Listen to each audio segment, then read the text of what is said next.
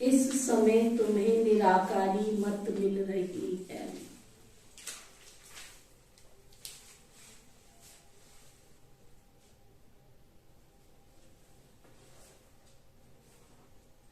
गीता शास्त्र निराकारी मत का शास्त्र है।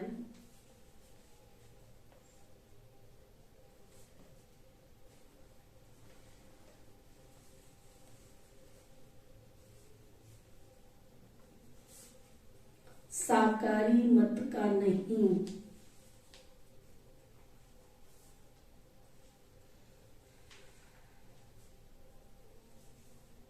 यह बात सिद्ध करो।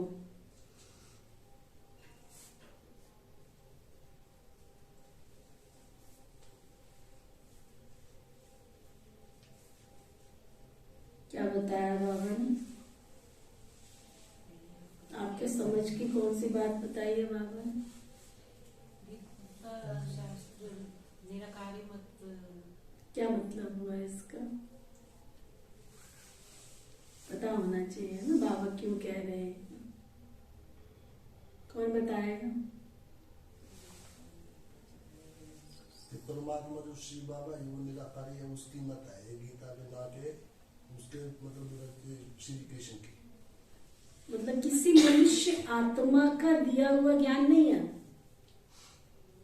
स्वयं निराकार परमपिता परमात्मा ने ये दिव्य ज्ञान दिया है। और तुम जो यहाँ पढ़ रहे हो तो तुम भी किसकी पढ़ाई पढ़ रहे हो? निराकार शिव बाबा तुम्हें पढ़ा रहे, ना कि कोई मनुष्य आत्मा पढ़ा रही है। फिर बाबा पूछ रहे हैं कौन सी गुह्य बात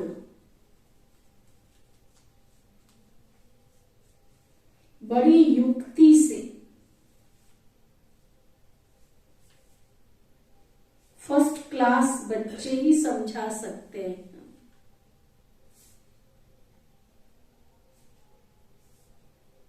और कोई नहीं समझा सकता। जो अच्छे बच्चे हैं, समझदार बच्चे हैं, फर्स्ट क्लास बच्चे हैं।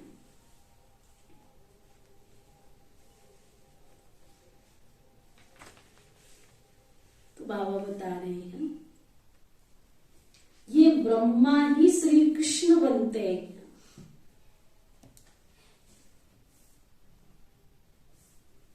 ब्रह्मा को प्रजापिता कहेंगे, श्री कृष्ण को नहीं। ये बनते हैं भविष्य में जाके, पर ये थोड़ी कि अभी से ही है। प्रजापिता कहेंगे, ब्रह्मा को प्रजापिता कहेंगे, श्री कृष्ण को नहीं। निराकार परमात्मा, निराकार भगवान ने ब्रह्मा मुख से ब्राह्मण रचे हैं।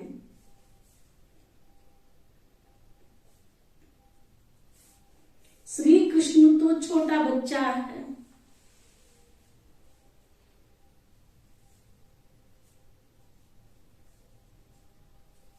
दीदी ये लाइन रिपीट करना। निराकार भगवान ने ब्रह्मा मुख से ब्राह्मण रचे हैं। यानी शिव बाबा जब आते हैं, ब्रह्मा के द्वारा ज्ञान देते हैं, तो उनसे ब्राह्मणों की रचना होती है। श्री कृष्ण तो छोटा बच्चा है।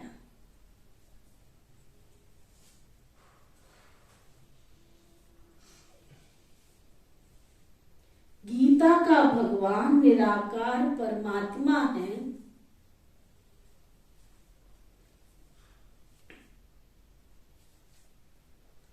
श्री कृष्ण की आत्मा ने पुरुषार्थ करके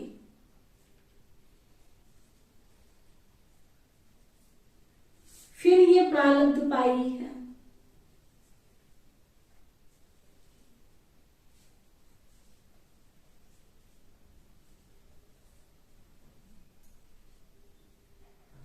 यह बहुत गुह्य बात है।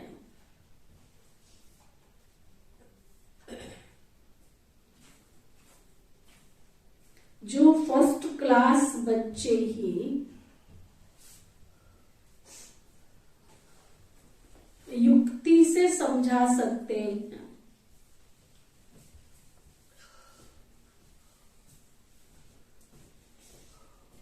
बीस नाखून का जोड़ देकर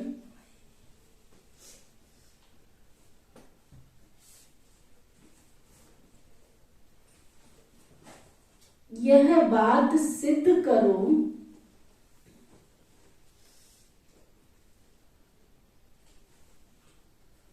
तब सर्विस की सफलता होगी।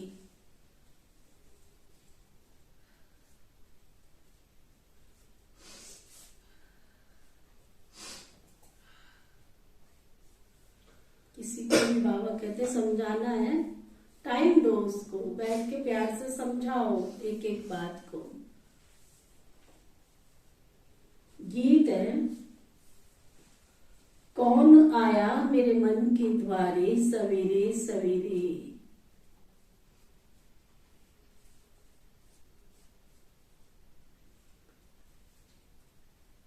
सुना, बहुत ही सुंदर गीत है जो मन की आंखें खोल देता है नीरा दीदी के पास। एक एक शब्द सुनना, उसमें लाइन आती है, आंख न जाने दिल पहचाने, सूरत या तेरी कैसी है। भगवान को देखने के लिए, जानने के लिए, समझने के लिए ये आंखों की जरूरत नहीं है। स्थूल आंखों से भगवान नहीं दिखता है, उसके लिए मन की आंखें चाहिए, मन के नेत्र खुले हुए चाहिए। ईश्वरीय ज्ञान में कोई भी चीज बाहरी नहीं है, इसलिए तो लोग मूझ जाते हैं ब्रह्मा कुमारी ईश्वर विश्वविद्यालय। ये वाला नहीं है दीदी, ये नहीं है। कौन आया सवेरे सवेरे मेरे मन के द्वारा। तो यही तो है, कौन आया मेरे मन के द्वारे। अब सवेरे कौन आया मेरे मन के द्वारे।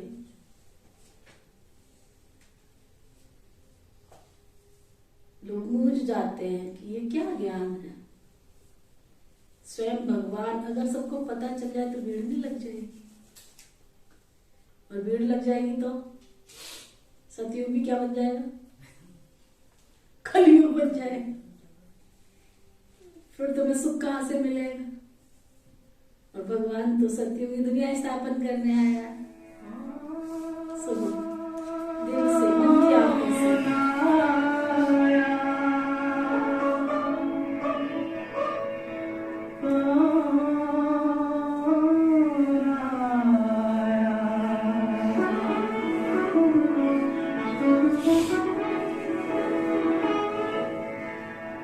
कौन आया मेरे मन के द्वारे, वाहिद की धनधार लिए।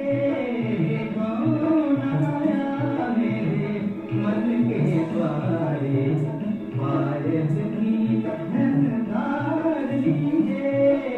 कौन आया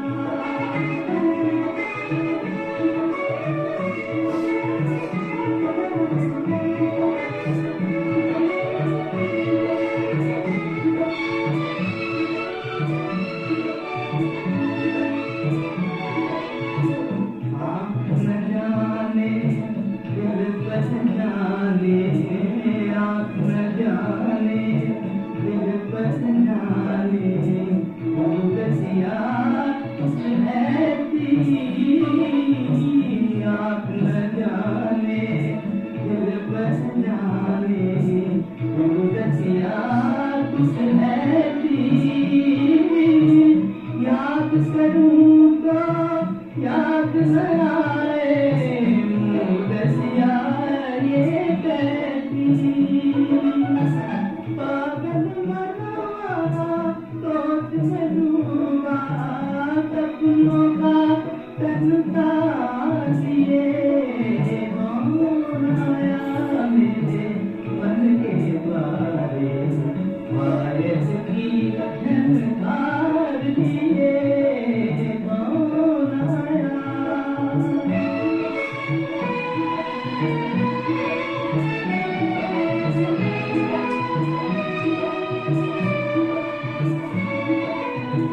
एक पल हो तुम मेरी आशा, रूप बदल कर आई। एक पल हो तुम मेरी आशा, रूप बदल कर आई। दूसरे पल याद ये आए, कौन कहीं बदलाई। जो परदेसी के घर आई, एक अनोखा प्यार दिए। कौन आया मेरे मन के द्वारे, वारिस की झनकार लिए। कौन आया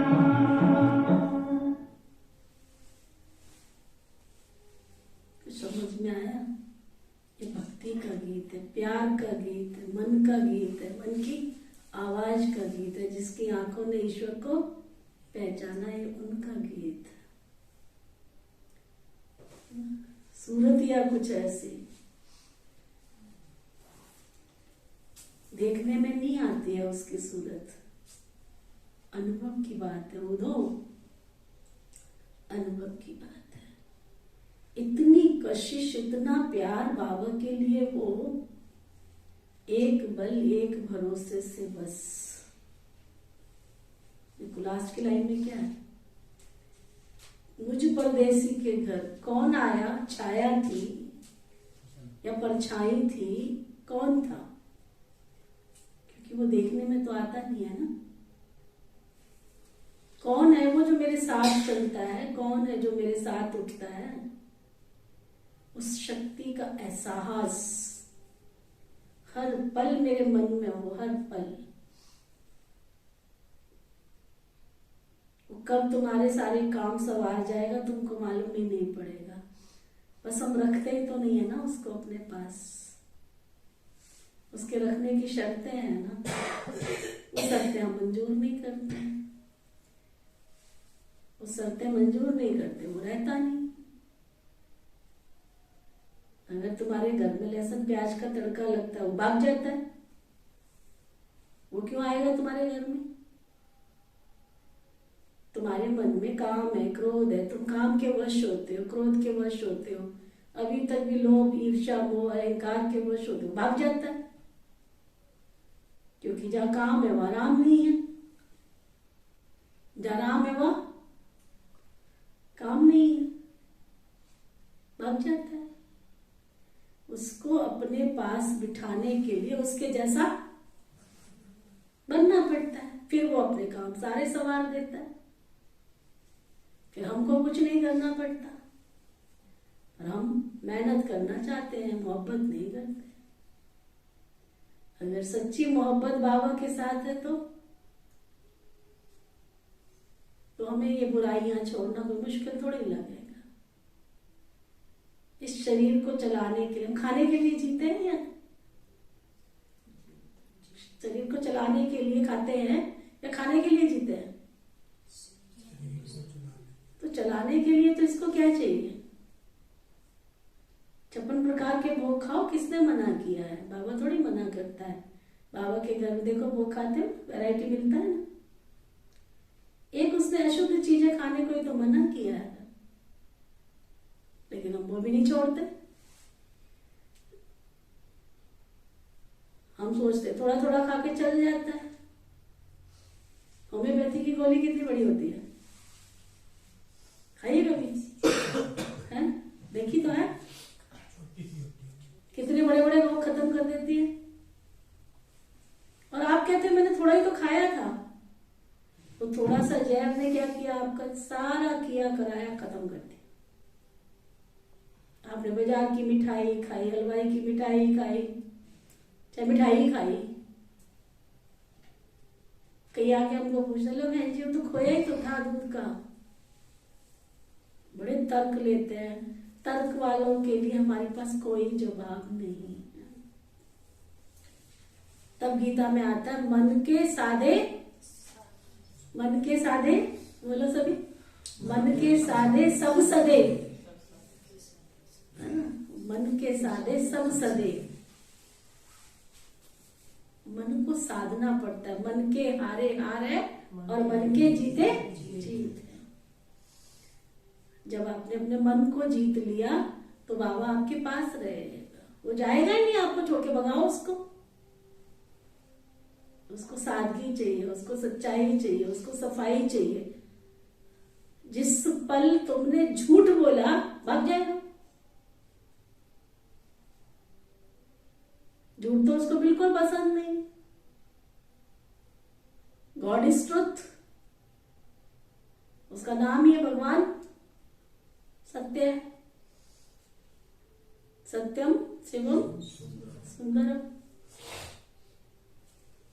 मैं छोटी थी ना तो मुझे समझ नहीं आता था, बहुत छोटी थी। तो एक गीत है, फिल्मी गीत है, फिल्मी गीत है वो, सत्यम शिवम सुंदरम। सुना आप लोगों ने? उसके भी शब्द बड़े प्यारे हैं। तो मैं कुछ जब ये गीत मैंने पहली बार सुना, हमारे स्कूल में कोई फंक्शन था, उसमें किसी बच्ची ने डांस किया था इस गीत के ऊपर। तो मेरे मन को ये गीत इतना छुआ, इतना छुआ, इतना छुआ, बस मैं इसकी खोजबीन में चली गई कि ये सत्यम शिवम सुंदरम, क्योंकि ज्ञान में तो बचपन से आए हैं। सत्य है, यहां तक तो समझ लिया कि वो सत्य है। खैर इतना तो छोटेपन में समझ नहीं आया था, पर हाँ चलो सत्य इतना तो पता था ना कि झूठ नहीं बोलना है, झूठ बोलना पाप है, उसके घर में सांप है। ऐसे छोटे बच्चे खेलते थे तो वो तो इतना तक तो पता था। शिव है तो शिव मानो, शिव है परमात्मा है, लेकिन वो सुंदर है। कैसे देखूं मैं वो सुंदर है? बड़ा अपने आप से पूछती थी वो सुंदर है तो सुंदर कैसे है। किसी से मेरे जीवन में कभी मुझे ज्यादा प्रश्न करने की किसी से आदत नहीं थी। मैं किसी से पूछूं तो मुझे बताओ, खुद से पूछती थी, खुद के अंदर ढूंढती थी काफी समय के बाद जब बाबा के घर में आई हूं ना, तब मुझे समझ में आया कि वो सुंदर कैसे है। कैसे है सुंदर शोभा? कैसे है सुंदर? सुंदर है। क्या दिखता है उसकी सुंदरता में? बिंदी है। बिंदी को क्या सुंदर दिखता है?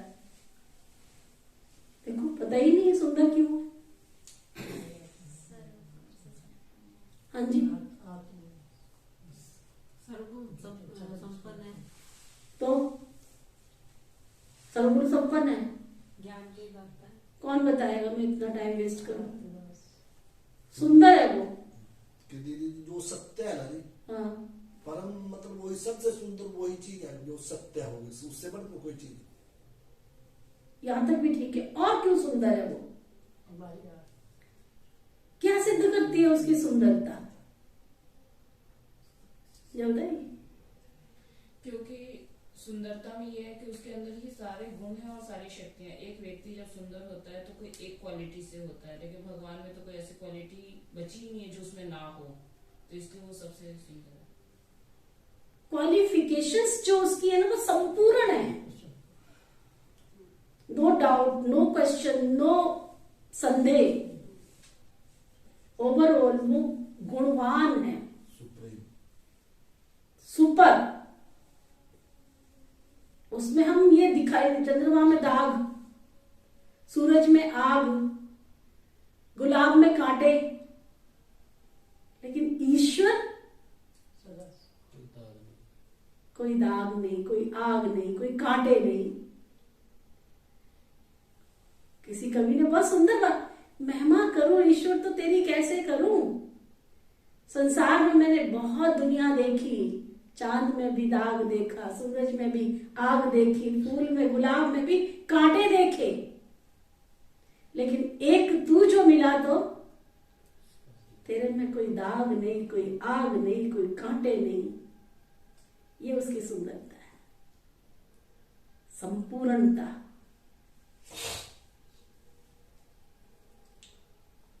चंद्रमा जब संपूर्णता में होता है तब भी थोड़ा दाग होता है।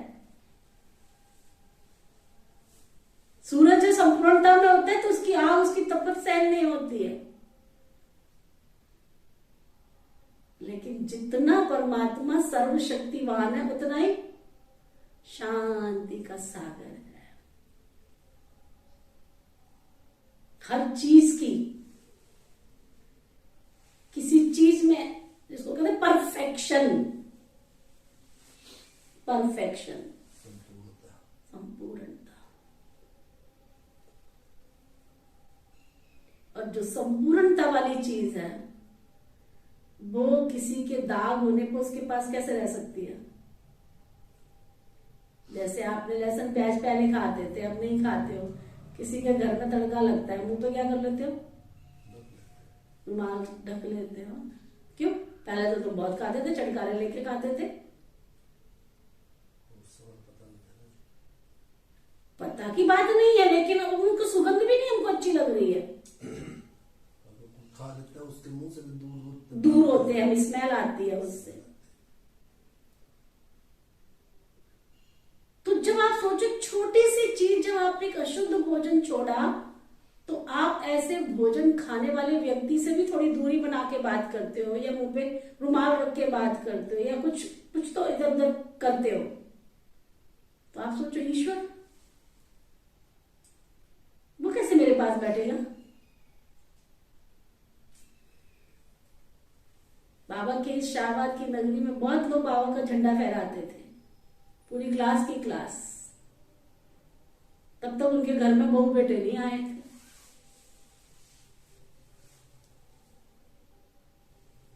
लहसुन प्याज के तड़के लगने लग गए।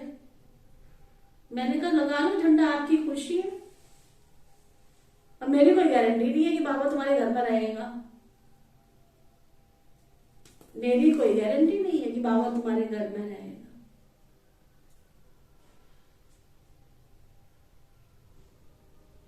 बाबा तेरे को साथ देने आ जाएगा क्योंकि तू बाबा की बच्ची है, लेकिन तू सोचे कि तेरे घर की रक्षा करने बाबा आएगा, बाबा नहीं आएगा। ये याद रखना। झंडा फहराना तो फहरा, नहीं फहराना तो मत फहरा। कईयों ने बाबा के कमरे बना लिए अपने घर में मेरे से बिना पूछे। मैंने कहा अगर तुम्हारे घर में अशुद्ध भोजन आता है, अशुद्ध भोजन बनता है, तो बाबा का कमरा तुम्हारे घर में हो ना हो, बाबा तुम्हारे घर में नहीं रहेगा।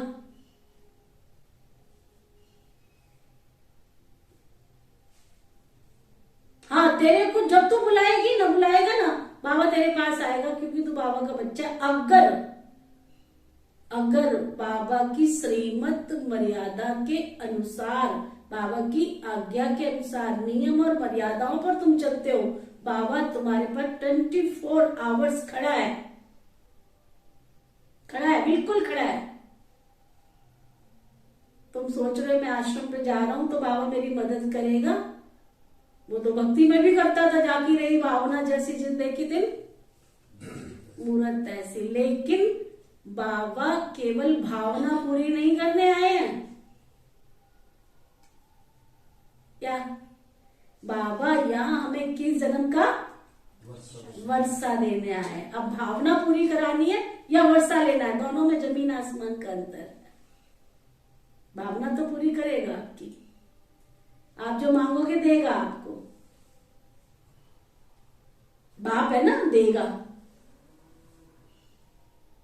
जैसे लौकिक में होता है ना, घर में जब दादाजी बैठ जाते हैं तो चाचे के भी बच्चे आते, पड़ोसी के भी आते, अड़ोसी के भी आते हैं। क्या करते हैं? पास में पॉकेट में क्या होता है? कोई टॉफी, कोई बिस्किट, कोई कुछ कुछ रख लिया।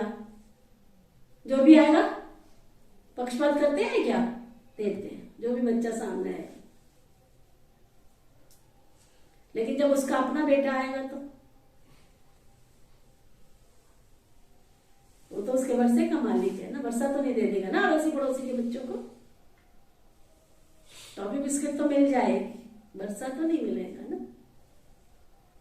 तो बाबा भावना तो पूरी करेगा। भक्ति में भी कर रहा है तो हमारी क्यों नहीं करेगा? हमारी भी करेगा। जब भगत की कर रहा है, जब वो कुछ भी नहीं धारणा करते, उनकी कर रहा है, तो हमारी क्यों नहीं करेगा? हमारी भी करेगा। लेकिन 21 जन्म का जो बाबा वर्षा कहते, वो वर्षा वो नहीं मिलेगा। अंधेरे में मत रहना, ठीक है? ओम शांति। बच्चों ने सुना ये आंख नहीं जान सकती, क्यों? किसको? भगवान को। ये बाहर की आंखें भगवान को नहीं देख सकती है। यहाँ बाहरी ज्ञान नहीं है, या बाहरी भव का नहीं है जो भीड़ लगे यहाँ पर, क्योंकि बाबा को भीड़ चाहिए ही नहीं। बाबा को बच्चे चाहिए, भीड़ नहीं चाहिए। बाबा को चाहिए बच्चे। ये आंखें श्री कृष्ण को जान सकती है, बाकी भगवान को नहीं जान सकती। आत्मा ही परमात्मा को जान सकती है। आत्मा मानती है कि हमारा परम पिता परम आत्मा निराकार, निराकार होने के कारण, इन आंखों से न देखने के कारण इतनी याद ठहरती नहीं है। ये निराकार बाप निराकारी आत्माओं को कहते हैं। तुमको निराकारी मत मिलती है। गीता शास्त्र है ही निराकारी मत का, साकारी मत का नहीं है। गीता धर्म शास्त्र है ना, इस्लामियों आदि का भी धर्म शास्त्र है। इब्राहिम ने उच्चारा, बुद्ध ने, क्राइस्ट ने उच्चारा, उन्हों के तो चित्र हैं। गीता जो सर्व शास्त्रमयी शिरोमणि है, उसके लिए मनुष्यों ने श्री कृष्ण का चित्र दिखा दिया है। परंतु बाप समझाते ये रॉन्ग है। गीता मैंने उच्चारी, मैंने राजयोग सिखलाया और स्वर्ग की स्थापना की है। मैं हूं निराकार परम पिता परम आत्मा। मैं तुम सर्व आत्माओं का बाप, मनुष्य सृष्टि का बीज रूप हूं। मुझे ही वृक्षपति कहा जाता है। श्री कृष्ण को वृक्षपति नहीं कहेंगे। परमपिता परमात्मा ही मनुष्य सृष्टि का बीज रूप क्रिएटर है। श्री कृष्ण को क्रिएटर तो नहीं कहेंगे, वह तो सिर्फ दैवी गुण वाला मनुष्य है।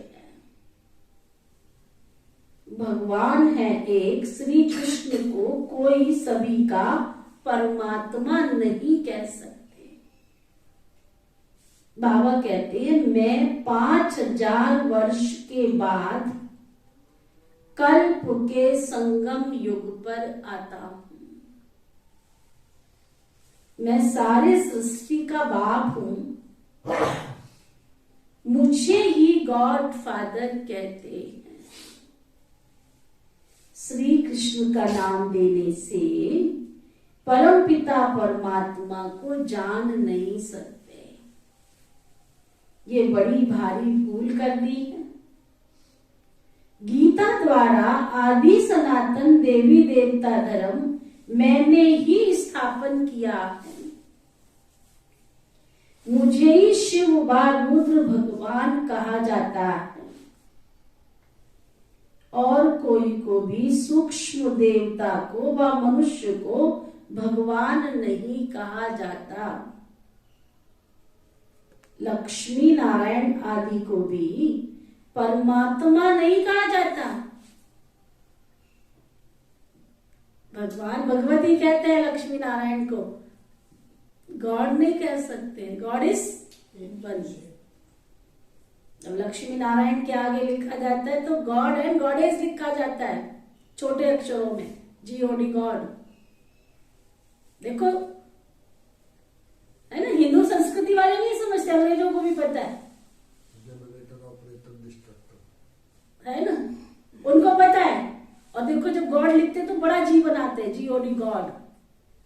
और अगर देवी देवताओं के लिए लिखते तो छोटा जी बनाते, गॉड एंड गॉडेस। उनको पता है? परमात्मा बच्चे का मतलब। हाँ, God is one, only one. बाकी सब गॉड एंड गॉडेस, देवी देवता है। बाबा कहते हैं श्री कृष्ण को वृक्षपति भी नहीं कहेंगे। ये बड़ी भारी भूल कर दी है। गीता द्वारा आदि सनातन देवी देवता धर्म मैंने ही स्थापन किया है। मुझे शिव व रुद्र भगवान कहा जाता है और कोई भी सूक्ष्म देवता को व मनुष्य को भगवान नहीं कहा जाता। लक्ष्मी नारायण आदि को भी परमात्मा नहीं कहा जाता। कहा जाता है गॉड इज वन, परमात्मा एक है, अल्लाह एक है, प्रभु एक है, ईश्वर एक है। भगवानवाच भी है तो जरूर भगवान आया होगा और आकर के राजयोग सिखाया है।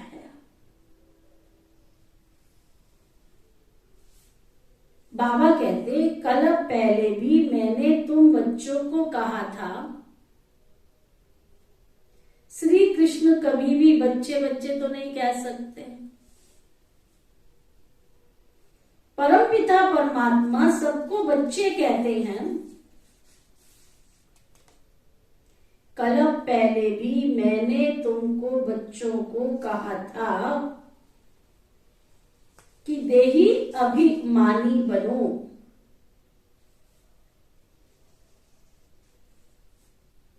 श्री कृष्ण कभी भी बच्चे बच्चे नहीं कहेंगे। मुझ निराकार बाप को भगवान समझो, ये मैंने कहा था तुमको। समझ में आया? दोबारा सुनो। कल्प पहले भी मैंने तुम बच्चों को कहा था कि देही अभिमानी बनो, मुझ निराकार को अपना बाप भगवान समझो।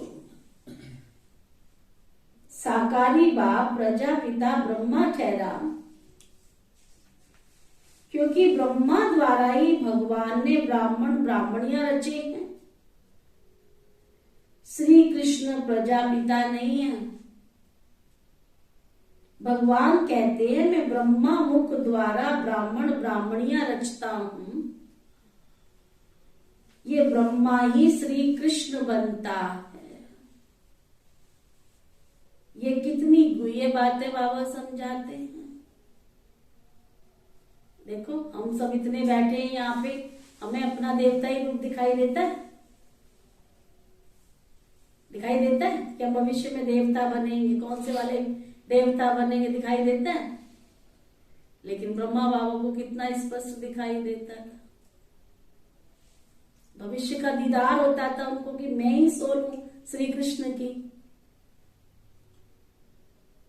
मातेश्वरी को दिखाई दिया कि मैं ही राधा हूं भविष्य की। और ये स्पष्ट दिखाई देने के कारण ही उन्होंने अपना जीवन, उनको मेहनत नहीं लगी अपने आप को परिवर्तन करने में। हमको दिखता नहीं है इसलिए तो मेहनत लग रही है परिवर्तन करने में। जिस दिन हमारे अंदर कॉन्शियस में चला गया, सबकॉन्शियस माइंड में चला गया, मैं ही तो सतयुग की देवी हूं, तो मेरे अंदर अशुद्ध भोजन जाएगा? जाएगा? जा ही नहीं सकता।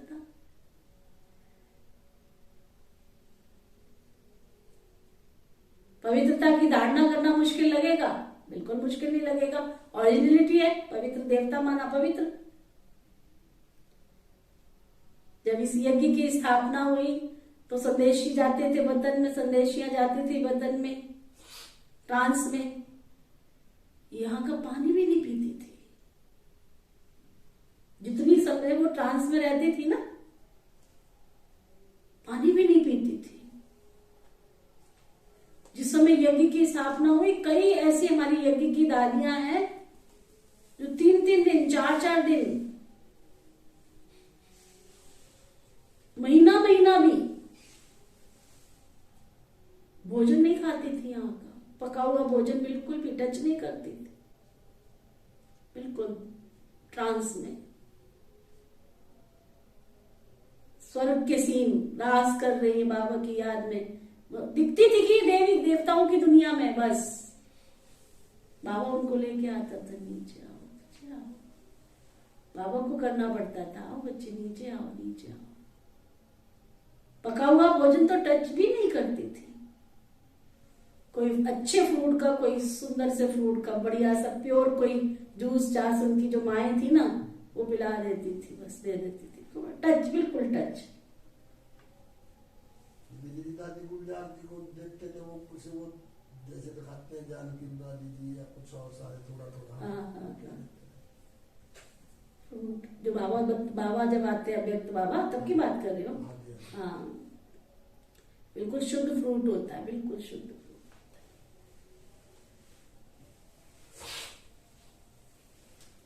अशुद्ध दुनिया की चीजें टच ही नहीं कर सकते।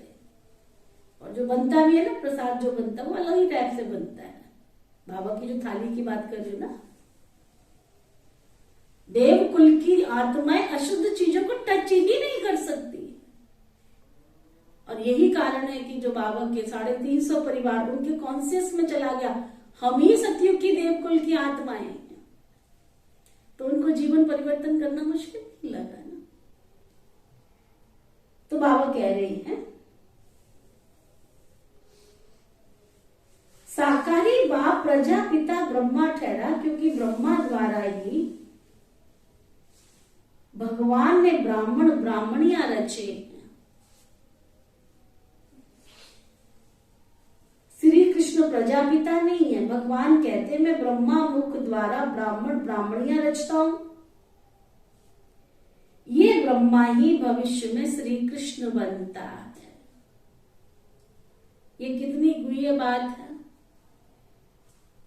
ये समझाने में बड़ी युक्ति चाहिए। फर्स्ट क्लास बच्चियां ही समझा सकेंगे। बाबा कहते बहुत अच्छा बच्चा व बच्ची हो सिद्ध करे कि गीता का भगवान निराकार परमात्मा है। जिसने गीता रची उसने ही बच्चों को राजयोग सिखाया और स्वर्ग रचा।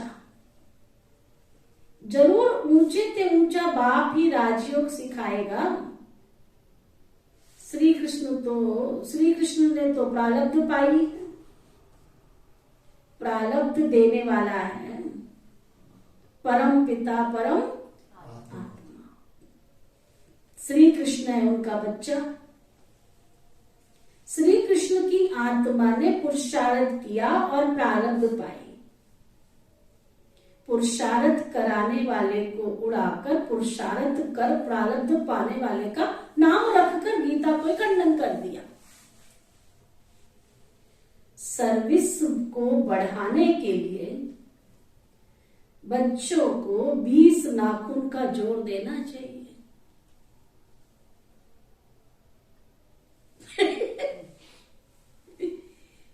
20 नाखून का जोड़ देना चाहिए। अपने नाखून गिनती करो कितना जोड़ लगाते हो।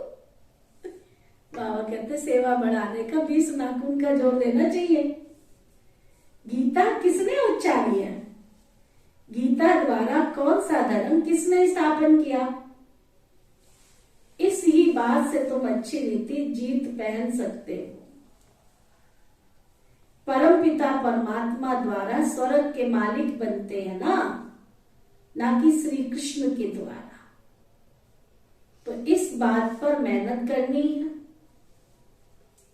सब शास्त्र है गीता के बच्चे, तो बच्चों से भी वर्षा कभी नहीं मिल सकता। वर्षा तो जरूर बाप ही देंगे। काका, चाचा, मामा, गुरु आदि कोई से भी वर्षा नहीं मिल सकता। बेहद के बाप से ही बेहद का वर्षा मिलता है। ये लिखत ऐसी साफ कर लिखनी है कि समझ जाएं।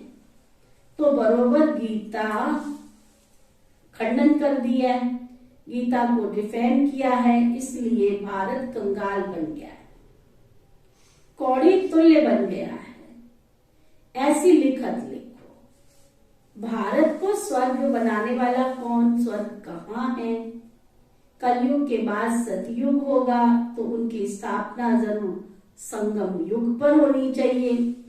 शिव भगवान वाच में कल्प कल्प कल्प के संगम युग पर पावन दुनिया बनाने के लिए आता हूं।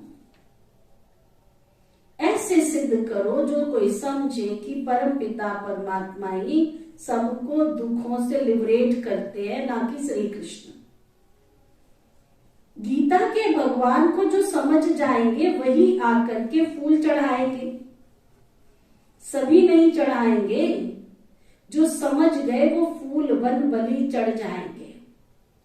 बाबा को कोई फूल देते हैं तो बाबा कहते हैं क्या क्या कहते हैं बाबा? मुझे तुम्हें फूल जैसे बच्चे चाहिए, तुम्हारे फूल नहीं चाहिए, हो ना? मुझे जो तुम फूल दे रहे हो ना, ये स्टूल वाला फूल नहीं, मुझे तो फूल जैसे बच्चे चाहिए। कांटे मेरे पर बलि चढ़े तो मैं उनको फूल बनाऊं। बबूल नाथ भी मेरा नाम है। बबूल के कांटों को फूल बनाने वाला मुझे ही कहते हैं। श्री कृष्ण तो स्वयं फूल है, वह तो गार्डन ऑफ अल्लाह। ये है डेविल फॉरेस्ट। इनको फिर डिटी गार्डन बाप ही आकर के बनाते हैं। तुम ही नई दुनिया के मालिक बनते हो। लक्ष्मी नारायण की डिटी डिनाइस्टी कही गई है ना, ब्राह्मण कुल की डिनाइस्टी नहीं कहेंगे, ये ब्राह्मण कुल है। परम पिता परमात्मा ने ब्रह्मा द्वारा प्रजा रची है, इसलिए इनको प्रजापिता कहा जाता है। शिव बाबा को व श्री कृष्ण को तो प्रजापिता नहीं कहेंगे, यह तो श्री कृष्ण पर कलंक लगाए हैं कि 16,108 रानियां थी। यह तो प्रजापिता ब्रह्मा ने इतने बच्चे और बच्चियां पैदा की। ज्ञान का सागर है ही एक निराकार परम पिता परम आत्मा। पाप का दंड तो धर्मराज ही देते हैं। प्रेसिडेंट को भी बड़े से बड़ी से जज कसम देंगे। प्रेसिडेंट बनता है तो कसम तो उसको है ना। तो राजा से कभी कसम नहीं उठवाया जाता है। ये भी देखो, एक राजा से कोई कसम नहीं उठवाया जाता, क्योंकि उन्हें राजा बनाता है भगवान। वो है अल्पकाल के लिए। यहां तो बाप 21 जन्मों के लिए राज्य भाग्य देते। कितनी अच्छी बात बाबा ने समझाई। मनुष्य की सिलेक्शन होती है तो उसको कसम खानी पड़ती है ना। और मनुष्य अपने कर्मों से राजा बनता है तो उसको कोई कसम नहीं खानी पड़ती है। दुनिया के रीति रिवाज देखो। बाबा कहते हैं वो तो अल्पकाल के लिए। यहां तो बाप तुमको 21 जन्मों के लिए राज्य भाग्य देते हैं। वहां कसम उठाने की तो कोई बात ही नहीं है। ये मनुष्य सृष्टि रूपी बीज है, कोई जंगली वृक्ष नहीं है। परम पिता परमात्मा को वृक्षपति कहा जाता है। श्री कृष्ण इस वृक्ष का राज नहीं बता सकते, वृक्षपति ही समझा सकते हैं। नर से नारायण तो बाप भी बनाएगा, ना कि श्री कृष्ण। मुख्य धर्म शास्त्र हैं 4, बाकी सब है दंत कथाएं। पहला धर्म कौन सा स्थापन हुआ और किसके द्वारा? स्वर्ग में था देवी देवता धर्म, तो जरूर बाप ही रचेगा ना। बाप पुरानी दुनिया से लिबरेट करते, क्योंकि चारों तरफ दुख बहुत है, त्राई त्राई करते रहते हैं। बाप से स्वर्ग का वर्षा लेना है तो अभी ले लो। बाप से तो अभी ले लो फिर सोच क्यों रहे हो, ले लो। बाप से स्वर्ग का वर्षा लेना है तो अभी ले लो। साधारण आदमी कोई वर्षा दे ही नहीं सकता। बच्चों को सर्व प्राप्ति कराने वाला तो बेहद का बाप ही है। बेहद का बाप ही स्वर्ग का मालिक बनाते हैं। ऐसी टेम्पटेशन देनी है। जैसे शिकारी लोग कोई से शिकार कराते हैं तो सारी तैयारी कर शिकार सामने लाकर सिर्फ उनसे शिकार कराते हैं। यहां शिकार कराना है माताओं से। बाप कहते हैं निराकार, बाप कहते हैं शिकार माताओं के आगे ले आना है। माताएं बहुत है, नाम एक का वाला हो जाता है। तुम सब शिव शक्ति सेना हो।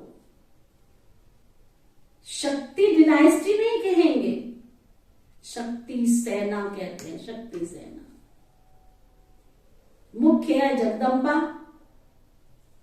काली, सरस्वती, राक्षसों की अंत करने वाली देवी, असुरों का नाश करने वाली देवी करके नाम उन्होंने ये रख दिया। उसमें साफ आया कि काली का दूसरा नाम, काली जैसा स्वरूप उसने धारण किया, इसलिए उसको चंडिका कहते। काली जैसा रूप धारण किया, उसी के नाम पे चंडीगढ़ है। अच्छा, उसी के नाम पे चंडीगढ़ नाम रखा है। देखो, ये पता ही नहीं चंडीगढ़ नाम क्यों रखा है। और अपने एरिया में इसका मंदिर हरिद्वार में कहते हैं, बहुत बड़ा मंदिर है। अच्छा, चलो, बहुत अच्छा। तो बाबा कह रहे थे तो तुम बच्चों को ऐसी बातें क्लियर करनी है कि ऊंचे से ऊंचा भगवान है, फिर ब्रह्मा विष्णु शंकर, प्रजापिता ब्रह्मा की बेटी है मां सरस्वती। उनको गॉडेज ऑफ नॉलेज कहते हैं। अपने यहां से तो नहीं निकलना है, एक से बाहर की लाइट वगैरह जला।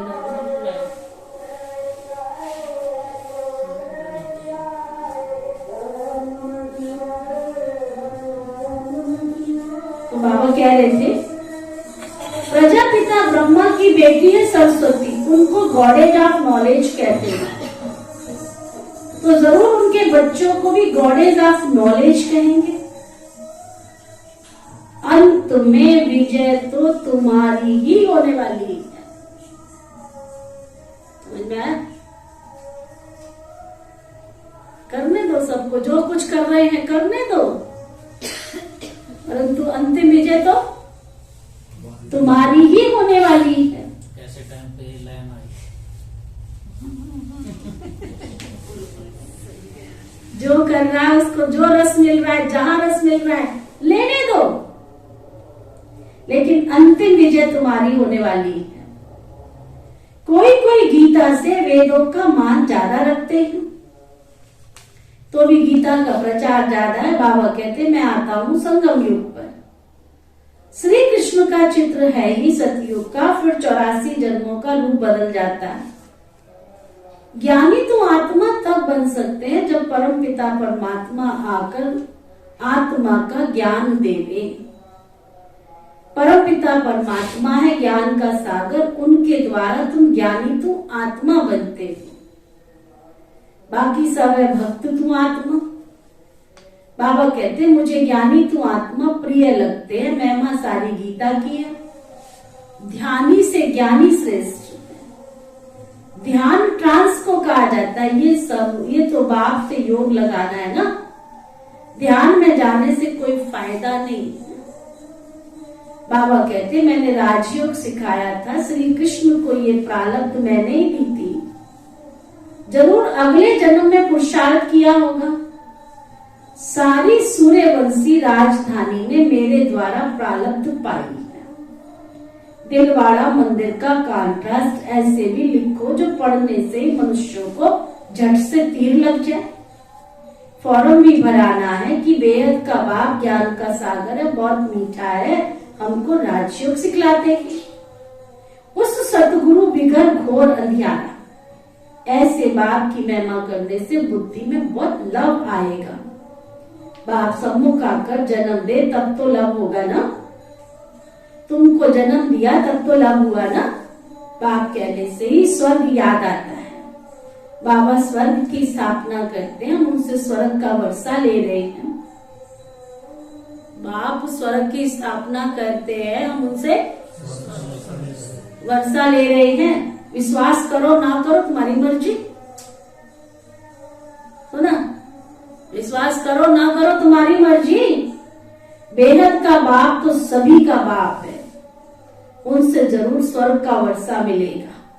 बाप है ही नई दुनिया स्वर्ग का रचयिता, तो जरूर नई दुनिया का वर्षा भी देगा। बाप तो है ही स्वर्ग का रचयिता, तो नई दुनिया का वर्षा भी देगा। अच्छा है, मीठे मीठे सिकिलदे बच्चों प्रति माता पिता बाप दादा का याद प्यार और गुड मॉर्निंग। रूहानी बाप की रूहानी बच्चों को नमस्ते। हम सब रूहानी बच्चों की दिलवा जान सिखवा प्रेम से नमस्ते नमस्ते नमस्ते जी। धारणा के लिए मुख्य सार, बाप का प्रिय बनने के लिए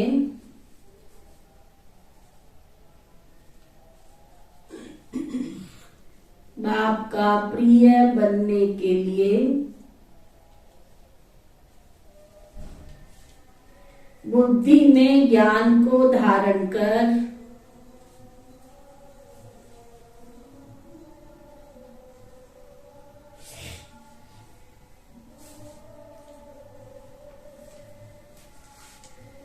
ज्ञानी तू आत्मा बनना है।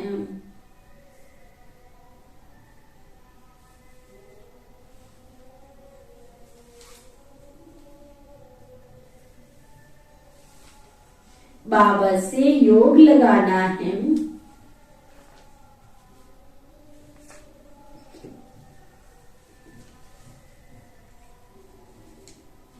ध्यान की आश नहीं रखनी है।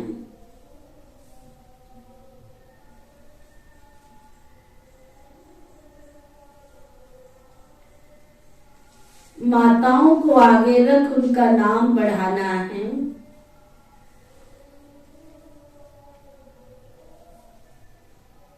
अथॉरिटी से गीता के भगवान को सिद्ध करना है।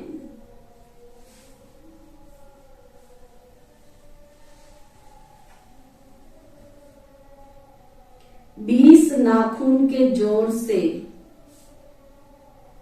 सुन रहे हो अभी? सुन रही राधा रानी? कितने नाखून लगा लिए?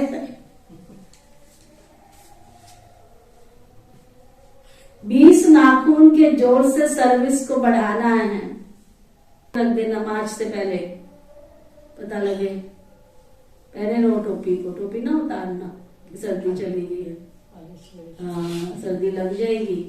जाते हुई सर्दी को बहुत संभालना पड़ता है। बहुत है, यही तो लग जाती है। जब रेगुलर सर्दी थी, जब नहीं लगती। हाँ बिल्कुल, इसलिए ध्यान रखना है। गर्मी लगे तो भी पहन के रखना है। लोग कहे तो कहने दो, लोगों से कुछ नहीं लेना हमने। ठीक है, ध्यान रखना शरीर का भी। वरदान, सतगुरु प्यारे बाबा का वरदान। जब आती है तब मिलती है, जब जाती है तब मिलती है। हाँ, वरदान, सतगुरु प्यारे बाबा का वरदान। श्रेष्ठ जीवन की स्मृति द्वारा विशाल स्टेज पर विशेष पार्ट बजाने वाले हीरो पार्टधारी भव। श्रेष्ठ जीवन की स्मृति द्वारा विशाल स्टेज पर विशेष पार्ट बजाने वाले हीरो पार्टधारी भव। ना बाबा कहते अपने जीवन की स्मृतियां रखो। हम ही श्रेष्ठ थे, हम ही महान थे, हम ही उज्जवल थे, हम ही श्रेष्ठ है। श्रेष्ठ जीवन की स्मृति द्वारा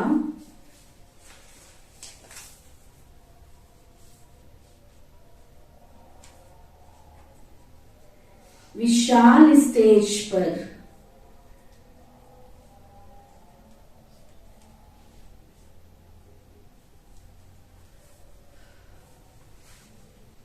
विशेष पार्ट बजाने वाले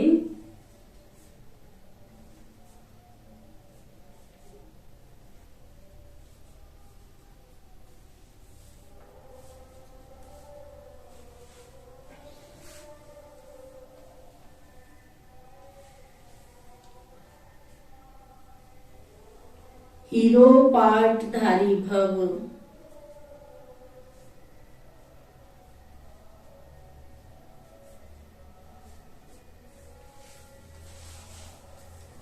ब्रह्मा बाप ने आप बच्चों को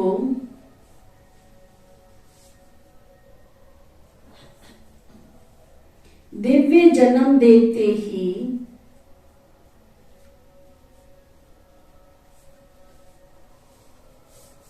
पवित्र भव, योगी भव का वरदान दिया।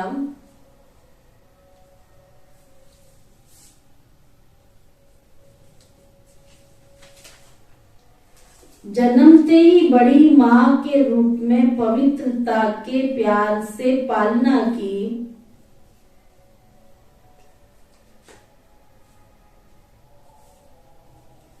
सदा खुशियों के झूले में झुलाया।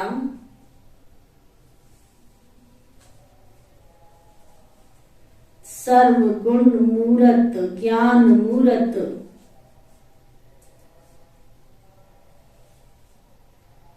सुख शांति स्वरूप बनने की हर रोज लोरी दी।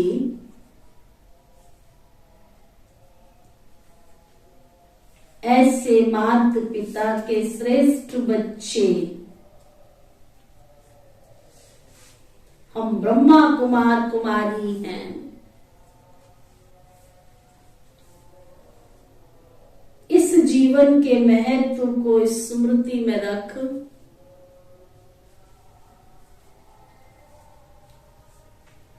विश्व की विशाल स्टेज पर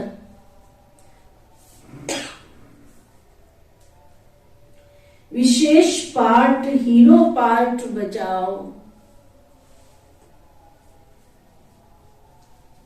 स्लोगन, बिंदु शब्द के महत्व को जान, बिंदु बन, बिंदु बाप को याद करना ही योगी बनना है।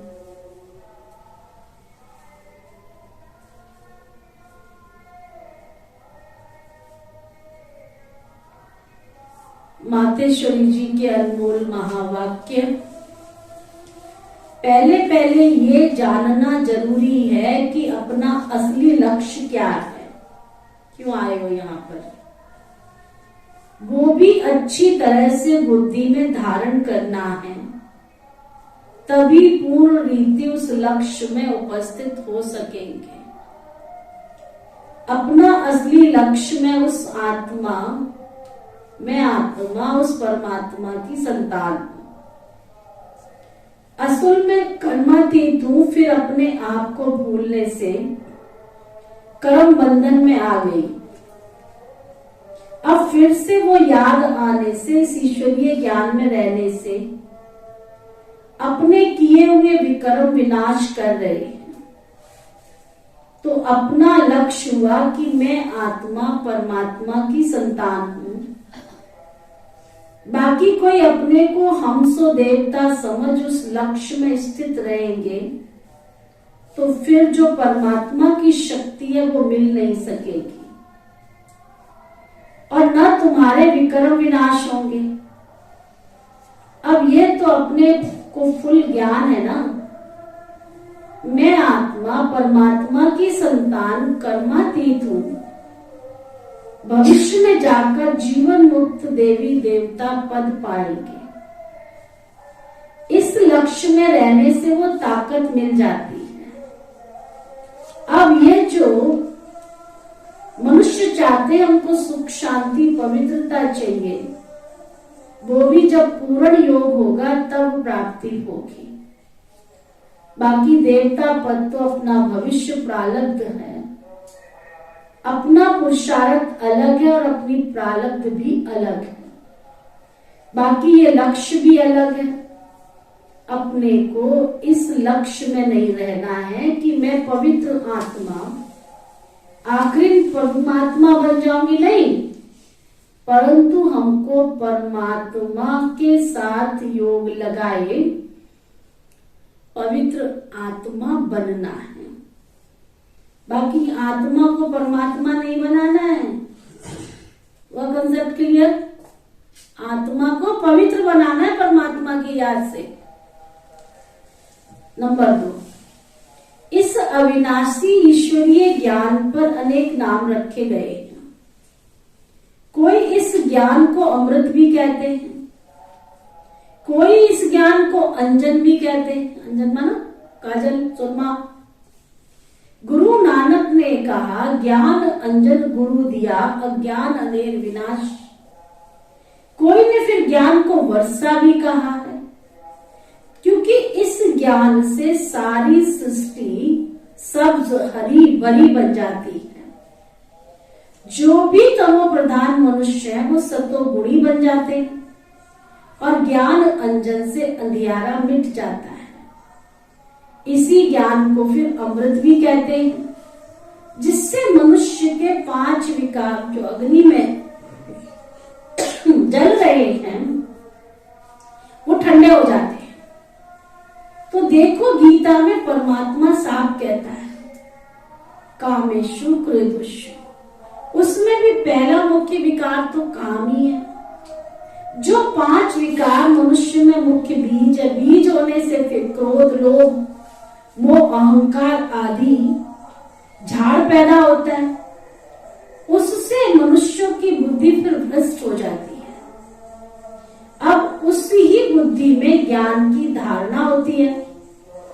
जब ज्ञान की धारणा पूर्ण बुद्धि में हो जाती है तभी विकारों का बीज खत्म हो जाता है। बाकी सन्यासी तो समझते हैं विकारों को वश करना बड़ी कठिन बात है। अब ये ज्ञान तो सन्यासियों में है ही नहीं, तो ऐसी शिक्षा देवे कैसे? सिर्फ ऐसे ही कहते रहते मर्यादा में रहो, मर्यादा में रहो। परंतु असल मर्यादा कौन सी थी? वो मर्यादा तो आजकल बिल्कुल टूट गई है। कहा वो सतयुगी त्रेता युगी देवी देवताओं की मर्यादा जो गृहस्थ व्यवहार में रहकर निर्विकारी पवित्र प्रवृत्ति में रहते थे। अब वो सच्ची मर्यादा की कहाँ है? आजकल तो उल्टे विकारी मर्यादा पालन कर रहे, एक दो को ऐसे सिखलाते मर्यादा में चलो। मनुष्य का पहला क्या फर्ज है वो तो कोई जानता ही नहीं, बस इतना ही प्रचार करते मर्यादा में रहो, मगर इतना भी नहीं जानते कि मनुष्य की पहली मर्यादा कौन सी है। मनुष्य की पहली मर्यादा है निर्विकारी बनना। अगर कोई से ऐसा पूछा जाए कि तुम इस मर्यादा में रहते हो, तो कह देते आजकल इस कलयुगी सृष्टि में निर्विकारी होने की हिम्मत नहीं है। अब मुख से कहना मर्यादा में रहो, निर्विकारी बनो, इससे तो कोई निर्विकारी नहीं बन सकता। निर्विकारी बनने के लिए पहले इस ज्ञान तलवार से इन 5 विकारों के बीज को खत्म करना, तब ही विक्रम भस्म होंगे। सुना आज का व्यक्ति इशारा।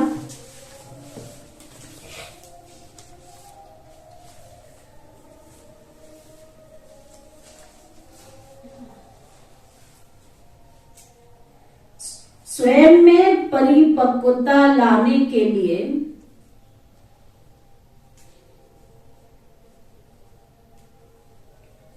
प्रतिज्ञा करो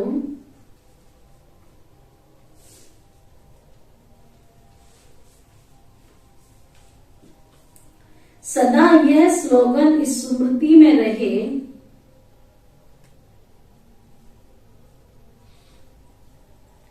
कि अब नहीं तो कभी भी नहीं।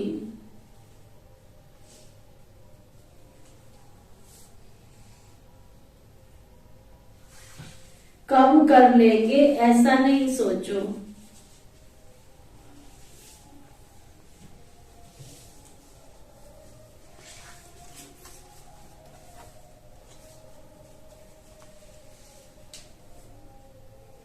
कब कर लेंगे ऐसे नहीं सोचो,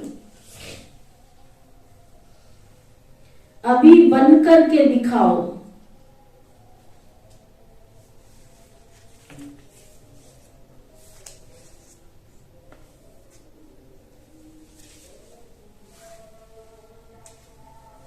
जितना प्रतिज्ञा करेंगे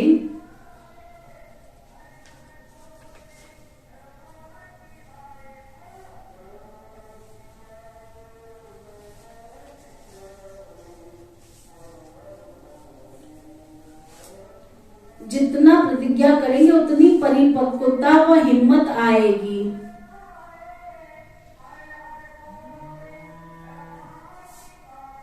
और फिर सहयोग भी मिलेगा।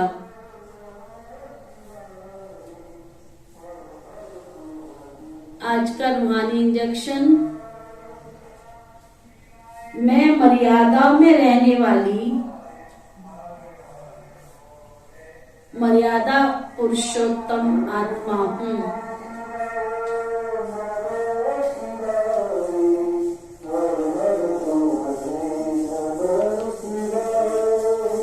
मैं मर्यादा में रहने वाली मर्यादा पुरुषोत्तम आत्मा हूँ।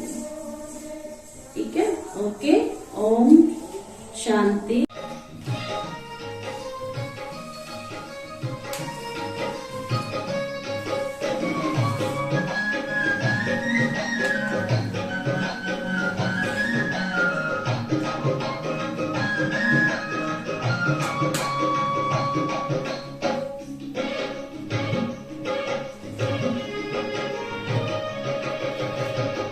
चले तो